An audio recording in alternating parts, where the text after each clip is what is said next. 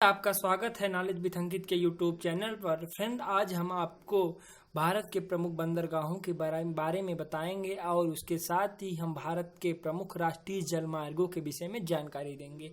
आइए पूरे जल परिवहन की प्रक्रिया को पूरा ढंग से समझते हैं। तो आइए देखते हैं। तो जल परिवहन केंद्रीय अंतर्देशीय जल मार्ग प्राधिकरण की स्थापना 1987 में की गई। तो जो अंतर्देशीय प्रक्रिया चलती है जल मार्ग की, उसके प्राधिकरण की स्थापना 1987 में की गई। इसका मुख्यालय कहाँ पर है? कोलकाता में है। देश में जल मार्गों को दो भागों में बांटा गया है। तो जो जल मार्ग है उनको दो भागों में बांट दिया गया, एक आंतरिक जल मार्ग, एक सामुद्रिक जल मार्ग। तो आंतरिक जल मार्ग देखते हैं, यह परिवहन नदियों, नहरों एवं झीलों द्वारा होता है। तो आंतरिक जल मार्ग वो आते हैं जो नदियों में जहां व्यापार किया जाता हो या परिवहन का काम किया जाता हो और नहरों या झीलों में किया जाता हो, ऐसे को आंतरिक जल मार्ग कहा जाता है।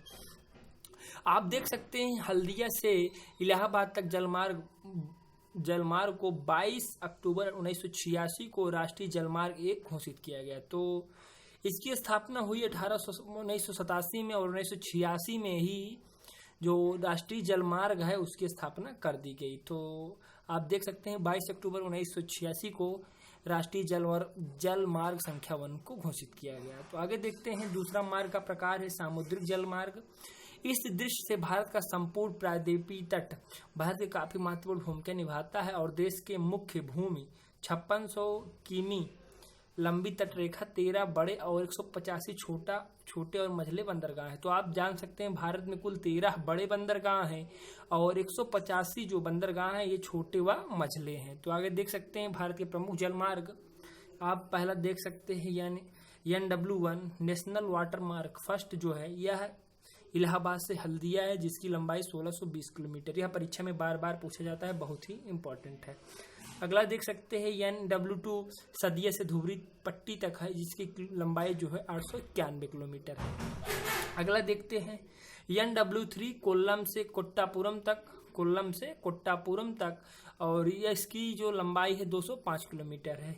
NW4 जो है इसका आप काकीनाडा से मरकानम तक, ठीक है, मरकानम तक जो है ये है 1095 किलोमीटर है, ठीक है।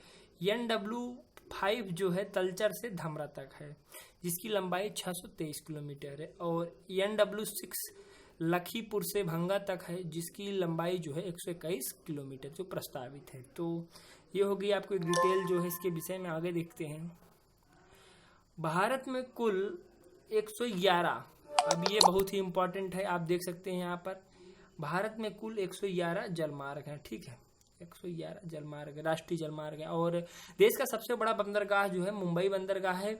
बड़े बंदरगाहों में जो है इसका नियंत्रण जो है केंद्र सरकार करती है, जबकि छोटे बंदरगाहों को संविधान के तहत समवर्ती सूची में शामिल किया गया है। तो जो छोटे बंदरगाहों को जो है समवर्ती सूची में शामिल किया गया है और बड़े बंदरगाहों को जो है केंद्र सरकार नियंत्रण रखती है। तो समवर्ती सूची आप जानते हैं जिसपे केंद्र और राज्य दोनों का अधिकार हो, ऐसी सूची को समवर्ती सूची कहा जाता है, जिनका प्रबंधक संबंधी राज्य सरकारें करती हैं। तो जैसे जिन बंदरगाहों का संबंध राज्य सरकार से होगा वो राज्य सरकारें करेंगी और जिसपे केंद्र का हक होगा केंद्र उस पर अपना कानून निर्मित करेगी। तो आप जानते हैं देश का सबसे बड़ा प्राकृतिक बंदरगाह विशाखापत्तनम है।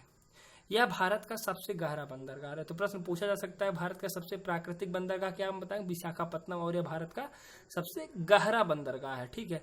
यह डॉल्फिन, आगे देखते हैं, डॉल्फिन नोन नामक चट्टान के पीछे स्थित है, ठीक है, ये भी इंपॉर्टेंट फैक्ट है। आगे देखते हैं, कांडला बंदरगाह, गुजरात का कांडला बंदरगाह एक ज्वारी बंदरगाह है। यहाँ मुक्त व्यापार करने वाला क्षेत्र है। यहाँ पर केवल क्या किया जाता है? आयात किया जाता है। ऐसे बंदरगाह पर केवल यह आयात के लिए प्रसिद्ध है। आगे देखते हैं भारत के प्रमुख बड़े बंदरगाह, एक बार देख लेते हैं कौन बंदरगाह किस नदी पर है और किस राज्य में अवस्थित है। तो पहला बंदरगाह कोलकाता है, जो पश्चिम बंगाल में स्थित है, या हुगली नदी पर है। और मुंबई जो है महाराष्ट्र में स्थित है और यह अरब सागर के जो है में स्थित है यह बंदरगाह। चेन्नई बंदरगाह जो है तमिलनाडु में है, यह बंगाल की खाड़ी में अवस्थित है। कोच्चि बंदरगाह केरल में है और यह जो है अरब सागर में स्थित है। विशाखापत्तनम बंदरगाह आंध्र प्रदेश में है और यह बंगाल की खाड़ी में स्थित है।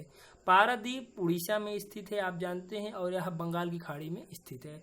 तूतीकोरिन तमिलनाडु में या बंगाल की खाड़ी में स्थित है। मार्मागोआ गोवा का है, ये अरब सागर में स्थित। तो आप जानते हैं ये वाला बहुत इंपॉर्टेंट है, परीक्षा में बार बार मार्मागोआ की चर्चा मिलती है।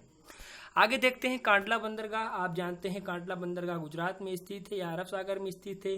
न्यू मंगलुरु बंदरगाह कर्नाटक में है, यह अरब सागर में स्थित है। न्हावा जिसे जवाहरलाल नेहरू बंदरगाह भी कहते हैं, यह महाराष्ट्र में स्थित है और यह अरब सागर में है।